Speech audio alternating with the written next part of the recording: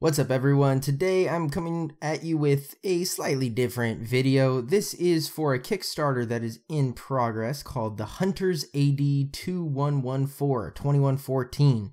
It's a cooperative board game for 1 to 4 players and it just launched on Kickstarter yesterday, and I wanted to bring some notice to it because it seems like it's a pretty cool project, and here we go.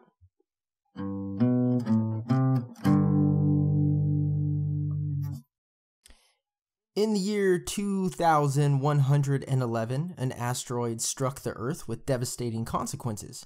Humans were forced to abandon the lives they led and head underground for safety. 3 years later, people emerged from the underground bunkers in an attempt to scavenge for any food and resources they can find in the wasteland. Instead of finding resources, they are greeted by the machines they had left behind. These machines have corrupted AI that cause them to track and kill all humans on sight. Groups of humans form together to become machine hunters, and this is where the game picks up. Hunters AD 2114 is a 1 to 4 player cooperative game set in a post-apocalyptic world by designer Mateusz Albrecht. The open world game comes with 200 story cards, 125 event-style cards, 37 miniatures, tons of tokens, and a stack of modular board tiles. The game is currently live on Kickstarter and has a single pledge level of $100, which includes the base game and all stretch goals. At the time I'm recording this, the game has been funded and will continue to take pledges until Thursday, July 19th. There are still 2 days left to back and receive the Kickstarter exclusive Huntress, a cross-promotion miniature that has something to do with another game called Waste Knights. That game releases later in the year. First up, we will have a look at the hero miniatures that make up the Hunter team. There is the Soldier, the Huntsman, the Sniper, and the one whose name is hidden, so I have no idea what they are called. These 4 characters come with their model and with a unique player board. Each character has a few stats that are better or worse than another character, allowing for specialization in different categories. I'm super interested in seeing any new characters that get released in stretch goals, since they will most likely have unique stats and abilities as well. It is difficult to comment on the look or quality of the miniatures at this time because they are all prototype only. Next up, we have the enemies. There are 33 enemies so far, a mixture of both human and beast. Looking at the gorilla mini, it seems like the animals are also the machines. This is a very interesting feature as the game is heavily story-based, and I hope they explain why the humans would have created animatronic rats and gorillas with AI that could turn these creatures murderous.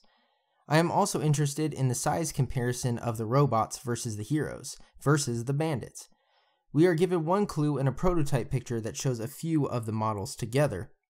I really hope these mechanical abominations are big and scary on the board, and they make the heroes seem even more badass for taking them on. The gameplay of Hunters AD seems to mirror RPG-style video games like Fallout and The Elder Scrolls. This begins with a base where your hunters begin. The base board allows for rooms to be added that give character bonuses, allow specific weapon types to be created, and other story elements to develop. Actions taken in the game will allow you to upgrade the base to expand in each of these categories, making the team stronger and better equipped to take on bigger machines.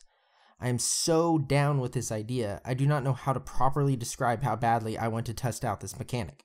While it may not work at all, I can say I am on board so far. The base is not the only thing that is upgradable and modular. We also have the board, heroes, and weapons. I should say the game board, heroes, and weapons. This is where we start to run into a few of my concerns. The game states that each mission in the open world will take 30 to 90 minutes. That probably does not include the amount of time it will take to upgrade all of the components if the game has a legacy-style component to it.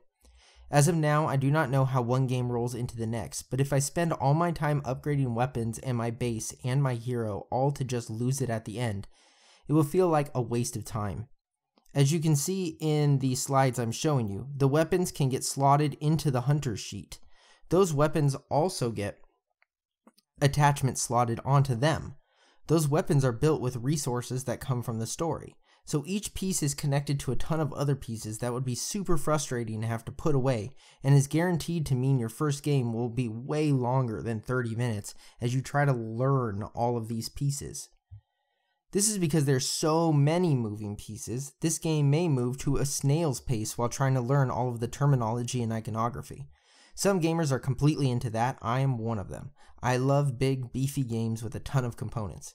But I also hate when games say 30 minutes, and that is not at all possible. This game will take at least 20 minutes to set up, which means at minimum this is a 1-hour experience for veterans, probably a 2.5-hour journey for learners. The game runs off of story cards, of which there are 200 as stated before. There are also road cards that act more as encounter cards. It is easier just to say that there are 300 different story style cards. At this time, the instruction PDF is only in Polish, so I cannot really see how all of these elements work, but I do really like the idea of a story-driven open world game. Most of the time I only play a game maybe 5 to 10 times before getting rid of it, so 300 cards seems plenty as long as I use less than 30 per gaming session.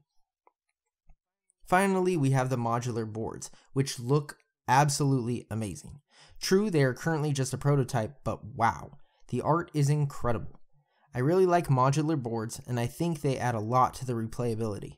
I really hope they have a great cardboard quality as well, as that is where these things can literally fall apart. Sliding around in game boxes does not make for strong corners on game tiles. Currently, there is a single video showing all of the gameplay elements, but is, of course, using prototype rules and leaves a lot of questions that will probably be answered during the campaign. There are also no stretch goals posted as of yet, but I may do an update video later on if you all like this style of video. So let me know in the comments below, do you want to see more videos of more Kickstarter projects that are coming? I am really into this one. I am not sure if I'm going to back it yet. I'm not someone who jumps in early just because there's one extra miniature. I don't think one extra miniature warrants 100 of my dollars. So I will definitely be checking this one out over the next 29 days and seeing if this is something that I want to back. The gameplay honestly sounds really original and really incredible in this one, but I would like to see that there are more characters, because I think that the generic sniper and soldier and all that is a little lackluster. But if they really show how modular these different characters are, I think that is something that means that it's just a title on them.